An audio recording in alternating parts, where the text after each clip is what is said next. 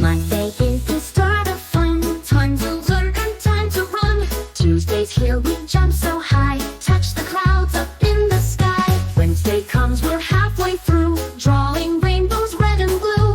Thursday's time to read and play. Let's have fun the learning way. Friday's here, hooray, hooray. It's almost the weekend day. Saturday is picnic day. We laugh and sing and dance and play. Sunday's calm, a rest so sweet. Snuggle up with cozy feet. 7 days are full of cheer. Let's enjoy them all this year.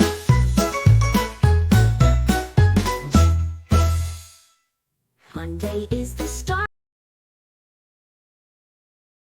Quiz time. Let's test what you learned. Question 1. Which day comes after Tuesday? A. Monday. B. Wednesday. C. Sunday. Yes, correct answer is Wednesday. Question 2. What do we do on Saturday? A. Go to school. B. Have a picnic. C. Read books. Yes, correct answer is have a picnic. Question 3. How many days are there in a week? A. 5. B. 6. C. 7.